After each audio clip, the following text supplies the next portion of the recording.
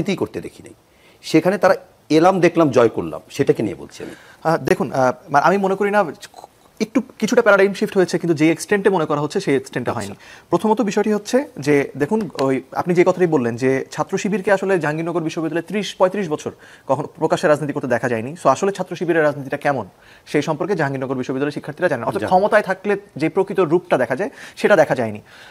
দ্বিতীয় বিষয় হচ্ছে ঢাকা বিশ্ববিদ্যালয়ের ক্ষেত্রেও ঘটনাটা অনেকটা একই রকম।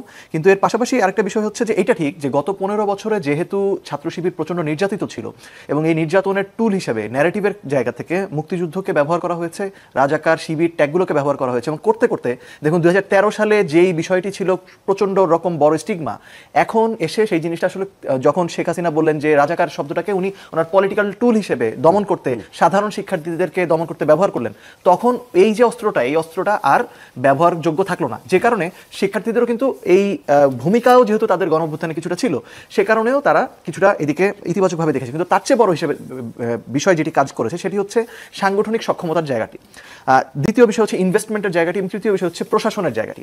আমি যদি একে একে আসি, ধরুন ছাত্র শিবিরের যেটি মনিয়াপা বলছিলেন, আমি বিস্তারিত না বলি, কিন্তু সোজা বাংলায় যদি বলি যে ছাত্র শিবিরের গত 15 বছরে আন্ডারগ্রাউন্ডে হলেও সাংগঠনিক একটা কাঠামো বিস্তারিত ছিল, এই বিশ্ববিদ্যালয়গুলোতে ছিল এবং থাকার ফলে যেটা হয়েছে তাদেরকে 5 আগস্টের পরে নতুন করে রিগ্রুপ হতে হয়েছে, কেননা অনেক সময় তাদের এক হলের কর্মীরা অন্য হলের কর্মীদেরকে চিনত না। কিন্তু যেটা হচ্ছে তাদের যেহেতু সাংগঠনিক একটা কাঠামো রয়েছে, তারা নতুন করে রিগ্রুপ হওয়াটা তাদের জন্য ইজিয়ার ছিল।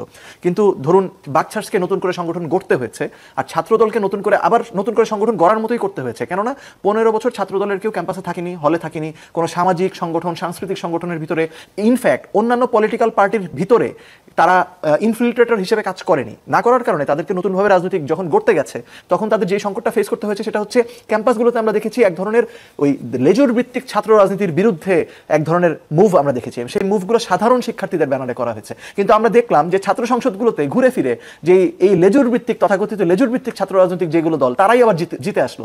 তাহলে যারা আসলে গত 1 বছরে এই লেজুর ভিত্তিক ছাত্র রাজনীতি বা এই যে ছাত্র দলকে ক্যাম্পাসে হলে ঢুকতে না দেওয়া, ছাত্র দলকে বা ধরুন বাকছাস যে কারণে হলে কমিটি দেয়নি, যে হলগুলোতে কমিটি করতে না দেওয়ার যেই কারণে ঘটেছে যে সাধারণ শিক্ষার্থীরা আসলে এই ধরনের রাজনীতি হয়তো পছন্দ করবে না, কিন্তু আমরা দেখেছি একটি সংগঠন তারা প্রত্যেকটা হলে হলে তাদের এই সাংগঠনিক কাঠামোটি বিভিন্ন টিম আকারে ছিল।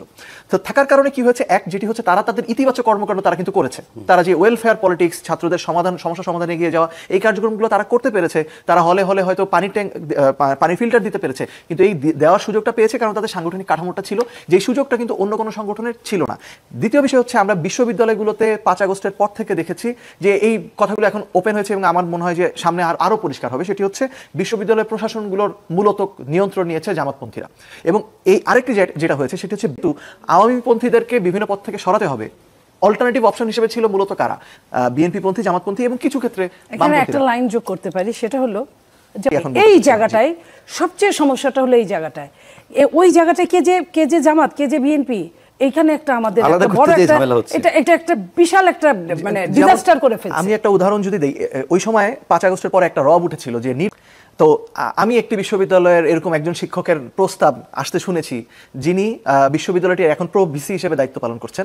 ওনাকে বলা হচ্ছে একজন নির্দলীয় শিক্ষক হলে ভালো হয়, ওনার অনেক প্রোফাইল ভালো, আবার চট্টগ্রামে বাড়িও, তো ওনারকে পরবর্তীতে বিশ্ববিদ্যালয়ের প্রো ভিসি হিসেবে নিয়োগ দেওয়া হলো এবং এখন উনি বিশ্ববিদ্যালয়ের জামাতপন্থী শিক্ষক হিসেবে পরিচিত।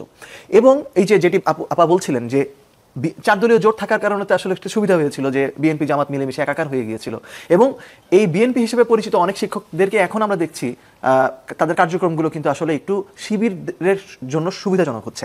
এই সুবিধাটা তারা পেয়েছে, নির্বাচনগুলো ফেয়ার হয়নি এটা কিন্তু বলছি না, কিন্তু এই সুবিধাগুলো ম্যাটার করে। নির্বাচনটা কখন হবে এইটাও কিন্তু একটা গুরুত্বপূর্ণ সিদ্ধান্ত, কোন সময় কোন ছাত্র সংগঠনটা নির্বাচনের জন্য প্রস্তুত। এবং আরেকটি বিষয় হচ্ছে ইনভেস্টমেন্ট। আমরা শুনেছি যে এই যে ঢাকা বিশ্ববিদ্যালয় ডাকসু নির্বাচন কেন্দ্রিক যেই পরিমাণ খরচ করা হয়েছে, ঢাকা বিশ্ববিদ্যালয়ে যারা কাভার করতে যেসব সাংবাদিকরা গেছেন এদের মধ্যে একটা বড় অংশের আমাদের দেখি মোবাইল জার্নালিস্ট। এই জার্নালিস্ট আসলে কারা, এটা নিয়েও কিন্তু অনেক প্রশ্ন রয়েছে। তো এই একটা বিষয় রয়েছে, জার্নালিস্ট মানে ধরুন যারা মেইন স্ট্রিম মিডিয়াতে, ধরুন চ্যানেল 24 যিনি চাকরি করেন তিনি একজন সাংবাদিক, কিন্তু মোবাইল নিয়ে যিনি একটা ফেসবুক পেজ খুলে জার্নালিস্ট হয়ে যাচ্ছে, সেটা তো সব জায়গা করছে। এখানে একটা বড় অভিযোগটা রয়েছে, বাস্তবতা আসলে সাংবাদিকরা খতিয়ে দেখতে পারেন, কিন্তু অভিযোগটা রয়েছে আমি আপনার কথা বুঝলাম, সোশ্যাল মিডিয়ায় তাদের ব্যাপক নিয়ন্ত্রণ রয়েছে। আমরা এখানে আর বাড়াবো না, যেহেতু আপনার যে অভিযোগগুলো বা যে বক্তব্যগুলো হলো সেগুলোর অংশীজন এখানে নাই যে উত্তর দিতে পারবে, এরকম কেউ নাই।